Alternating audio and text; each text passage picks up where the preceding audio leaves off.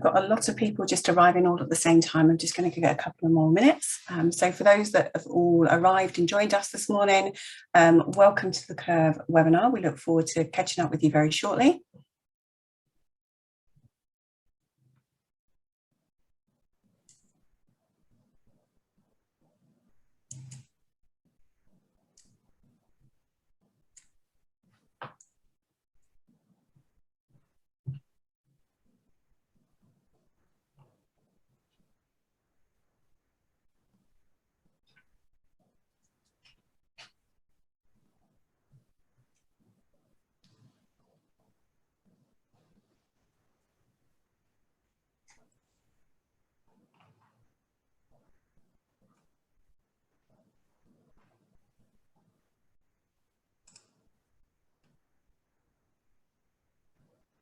Once again, good morning to everyone that's joined us this morning. I can see quite a few people that are just joining us, so I will start very shortly.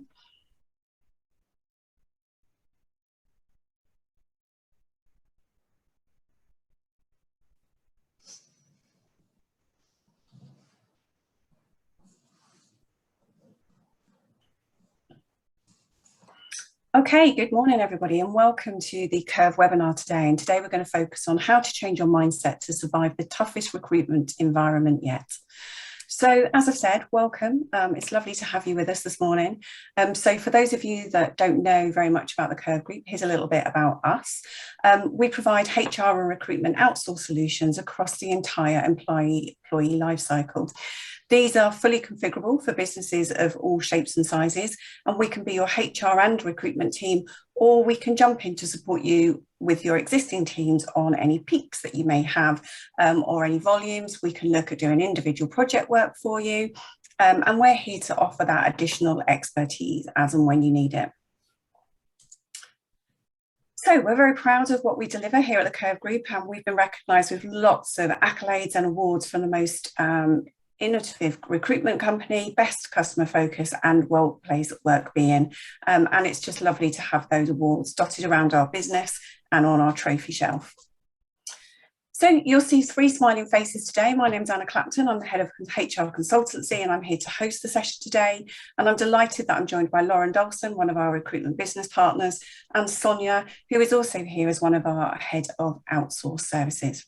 So without any further ado, what I'm going to do is hand over to Lauren. Lauren, over to you.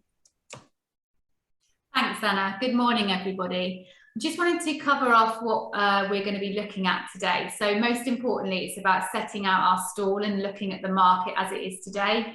As we all know, it's a super big challenge for us. So Sonia will give you some information and stats around the market. And then we're going to move on to some of our more innovative ideas as to how we can challenge our market and our norms and our behaviours and how we can really assess how we're going to move forward and make recruitment easier in the market that is today.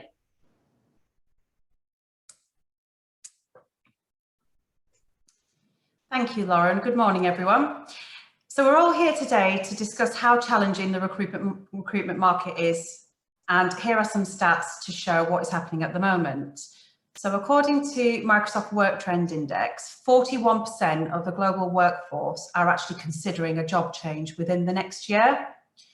And the latest market overview reports from December show that the number of live vacancies from September to November 2021 continue to rise to a new record of 1,219,000, which is a massive increase of 434,000 from the pre-coronavirus January to March 2020 level, and 13 of the 18 industries were showing record highs.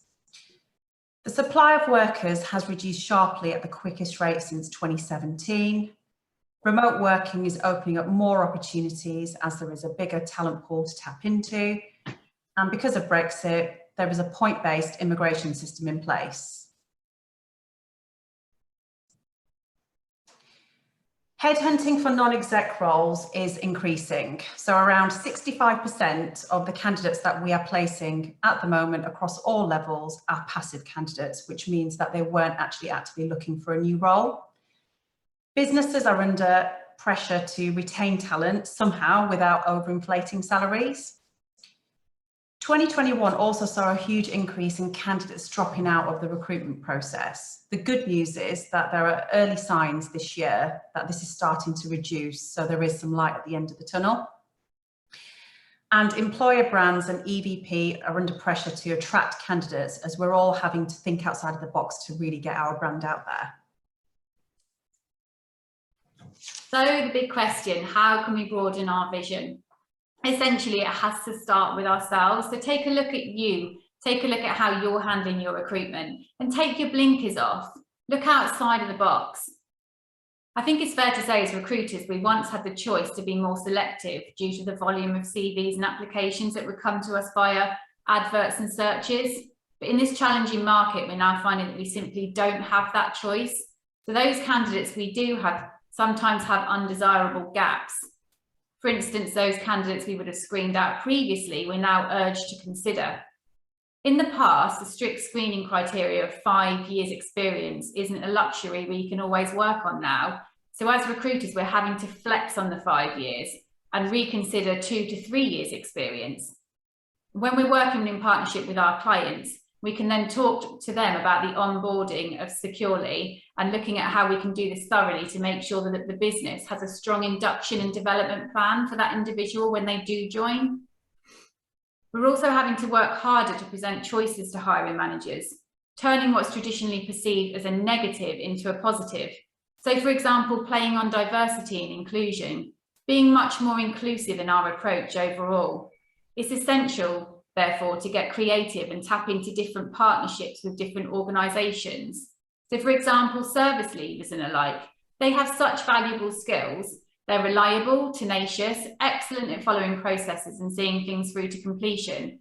You really can cast your net wider and open up the possibilities. If you have data, look at demographics in your different teams. Find where you have gaps and then target new candidates accordingly, perhaps using some of the partnerships I've already highlighted. And finally, take a look and assess your employee value proposition. Is your business as attractive as it can be? Are you doing the best you can to entice candidates to want to work for you? Sing about your benefits and your latest awards that you've won in your marketplace.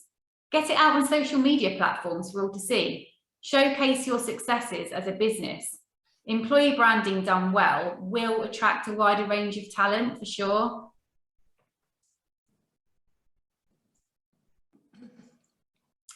So a key element when changing your mindset is the way in which you source and screen your candidates. You need to be doing this based on their potential. We no longer have that luxury of a plethora of candidates ticking all the recruitment boxes a hiring manager would like. Challenge the hiring manager community. Consider what is necessary and what is just maybe a nice to have. I always work on the top 3 must-haves, and then now I'm asking them to drill down to the top 2. What if we had to take one of those away? What would that one be? And then you will be somewhere near what you definitely need within a candidate profile for the hiring manager. Some roles are, I know, highly technical and will still need to hit those requirements as they are, much more specialist, for example, but perhaps you can reduce the number of years experience there. I think the crux here is that often candidates with the right mindset and passion can be grown and developed really easily. Skills are trainable, but personality and willingness is so much harder to change.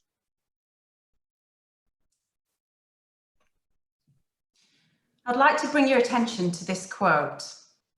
If you only ever hire people who have done it before, then you'll miss out on every marginalised person who hasn't gotten promoted because their bosses couldn't picture them doing the job. This truly is backwards thinking when it comes to hiring. I've hired hundreds of people, and without fail, I always come back to this. Ability and experience prove to be equally as important as finding people who are genuinely kind, teachable, and optimistic.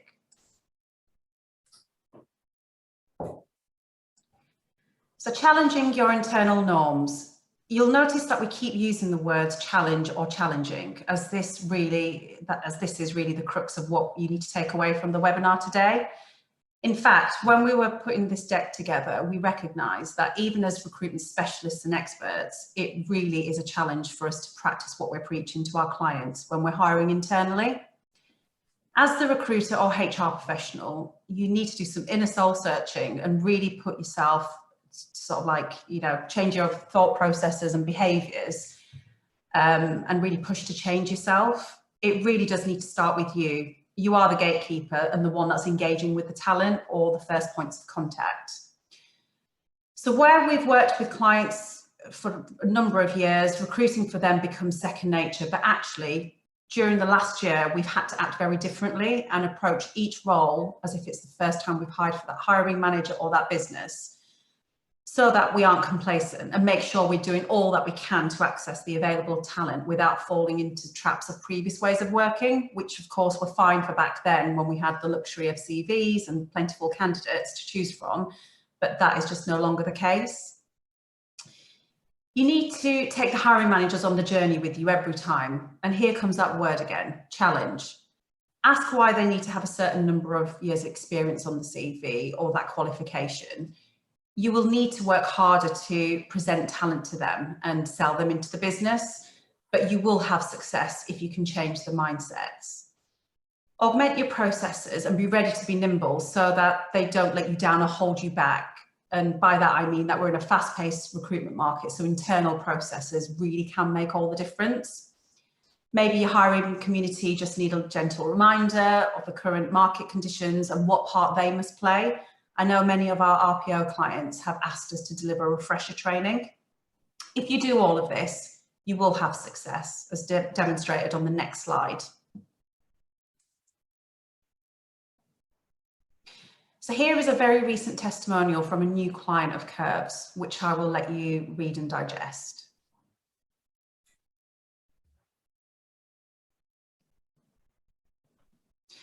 One of the things I wanted to highlight was the fact that we presented this client with a curveball candidate who they actually ended up hiring.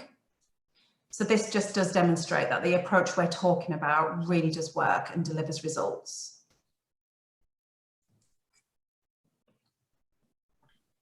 So let's talk about inclusive strategies.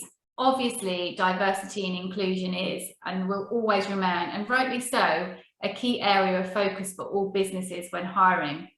We have another webinar on this topic actually, which you can access via the link at the bottom of this slide. But for the purposes of today, we just wanted to share some of the positive actions that your business can take in order to change your recruitment mindset and access new talent pools, whilst also enriching your D&I within your workforce. So first and foremost, create and embed a D&I policy. You need the right foundations. Without the right foundations, it's really difficult to build and grow. Then take a look at all of your collateral that goes out in the marketplace. Check the language, advertisements, job descriptions, interview confirmations, offer letters, all of those things, anything that anybody can see. There are tools in the marketplace as well that can help you with language checking to make sure that it's appropriate for all audiences. Then look at creative partnerships. A couple of examples are Stonewall and Vercida. They help businesses to create positive and diverse working environments. So have a look around and see what you can see.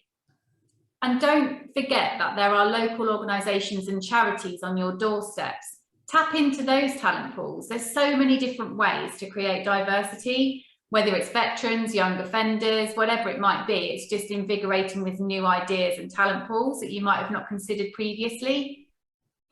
Introduce a mentoring scheme. Guidance from within is key to building and enhancing your D&I. Then look at your hiring manager and leadership. Are they educated within D&I? The whole business has to be on side to make D&I a success. It has to come from within your organisation. And assess interview panels. Make sure you've got that cross-representation if possible. This just demonstrates from the offset to your interviewer that your organisation offers a diverse workforce, and it speaks volumes and really sets you off in a really good front foot. And then have a look from inside at any storytelling and case studies. Are there any opportunities perhaps you can highlight key hires and push these case studies out to your careers pages on social media platforms? Again, it's great exposure. But finally, and actually probably a good place to start, is about understanding your management information and data. Have a look around and analyse that. You cannot make a start on any of this if you don't know where you're starting from.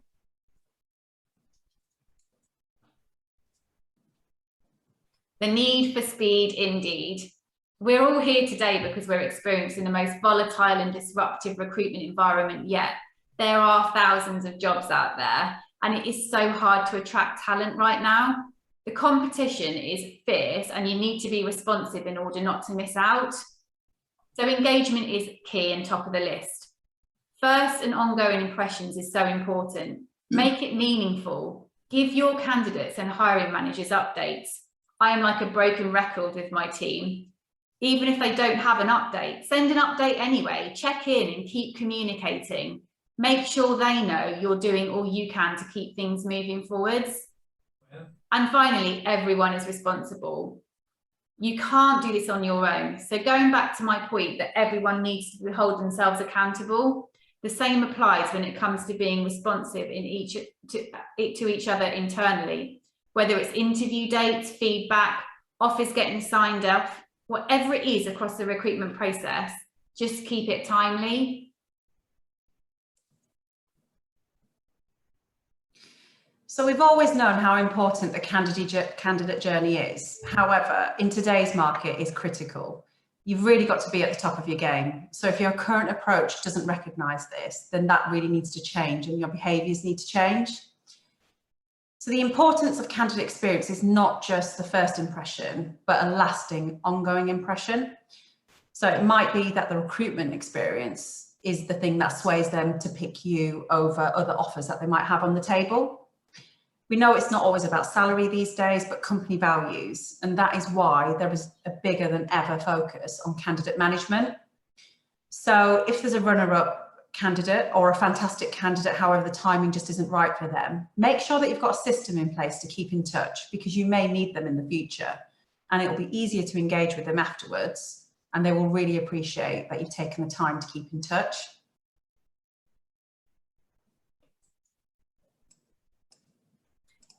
So working with a number of clients on a daily basis, I wanted to bring some real life examples to the table, and hopefully it is really a real positive outlook that you can change things for the better, and there are ways of helping essentially. So firstly, across all of our clients, we've really changed our approach to the briefing conversations with hiring managers. We always really challenge what skills and experience is required. Trying to shift the focus on why a candidate would want that job. Try and put yourself as a recruiter in their shoes. Ask ourselves what would attract us to apply for the role. There's some really easy answers here, such as producing engaging adverts. Although it can be timely, it is otherwise completely free, so definitely a good place to start. We've already touched on this, but hiring managers need to recruit based on behaviour and attitude. It's not just ticking the boxes as a recruiter, it's asking why and challenging the usual requirements. Recommending alternative approaches, for example. Could you have used these skills instead, perhaps? Another simple but effective idea that I can vouch works really well is pushing referrals, business-wide and in your individual teams. So ask your workforce who they know. Who have they worked with in the past that was really good that they think would be suitable? It's a team's responsibility, so find out what motivates your employees. Normally, an incentive can encourage them to dig deep and have a real think about who they know. So perhaps it's a monetary incentive, or you could give a 3 days holiday once a successful referral has passed probation and had things signed off. In one of my clients, we've really enhanced the internal referral scheme from £250 up to £1,000, just for a short period of time to see if it works. And guess what? It's worked really well. So in the first month, we've had 3 referrals through that scheme. And one of those referrals that's been offered a role is a role that we've had open for 4 months. So I think you'll join me in saying that's a huge win as a recruiter. Another way of raising your profile is to shout about promotions. They provide great content out to the market. And again, referring to a live example in one of my clients, they have a great careers page which solely talks about progression of their staff, and it's for everybody to see. So this not only helps in your working with your current workforce, because they can see what they can grow and develop into, but it's also great to push on social media and supports employee brand and EVP. So there it is again, that word EVP. Shout about your successes. We keep referring to the same things here over and over again, but they do work. And finally, always remember to highlight any other good news stories. So have you had any employees that have returned to your business? Anyone that returns to an organisation clearly has had experience that the grass is not greener. So get them to write about their experiences on Glassdoor. We all know that Glassdoor is a TripAdvisor for our businesses. And we also all know that people only really like to highlight the bad. So get them to write a review and let them know why they're back in the business and the reasons as to why they've joined back. Really important.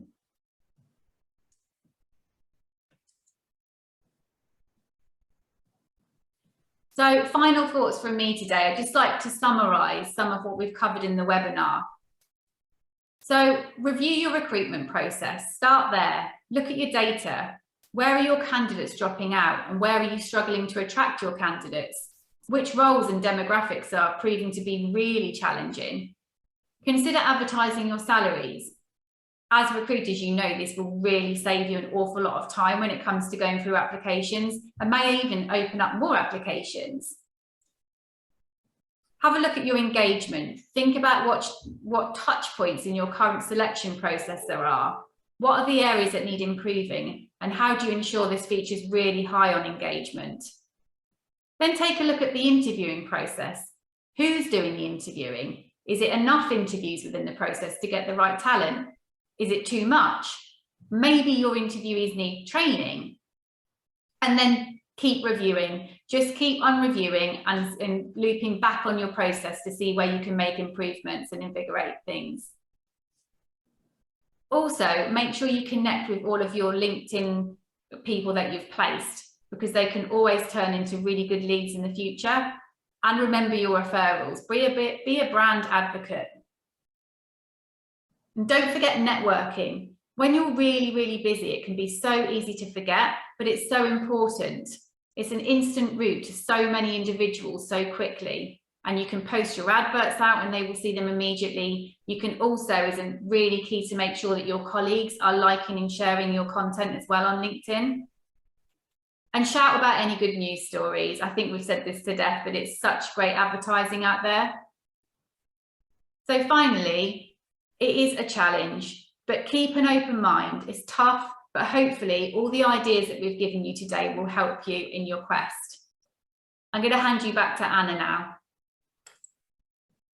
Lovely, thank you. So firstly, can I just say thank you to both Lauren and Sonia for delivering the webinar today. What we're going to do now is we're going to give you the opportunity to ask us if you have any questions. There's a number of ways that you can do this. All of your mics are open, so you can just raise your hand. Alternatively, you can pop something in the Q&A option. And finally, if you'd rather talk to us in private, then I'll bring back up our contact details in just a second. So I'll just give it a couple of minutes just to see if we've got any questions that have come in.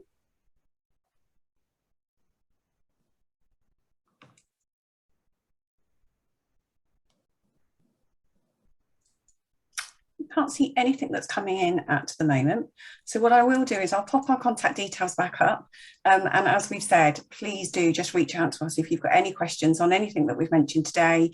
That includes the refresher interview training, any of the diversity and inclusion opportunities and any guidance that you may require around those areas as well. So we are here to give you a helping hand, as I've said, so we can audit your current recruitment processes and practices. We can develop and train out all of the new and improved recruitment processes, and we can manage and deliver your recruitment processes on your behalf also. We are now back up and running as it's a new year with a number of future webinars. So just coming up on the next slide are all of the webinars that we've got coming up over the next couple of months. And I guess what I'm going to say next is within the next couple of days, you will receive the recording for this webinar, and we will automatically put the link in there for the next kind of webinar, which is all about being on that hamster wheel of high volume recruitment and reducing attrition. So all that's left for me to say on behalf of Sonia and Lauren is thank you very much. It's been a pleasure having you with us this morning. We look forward to seeing you again, hopefully at our next webinar. And if we can be of any assistance, then please do reach out to us. So thank you very much.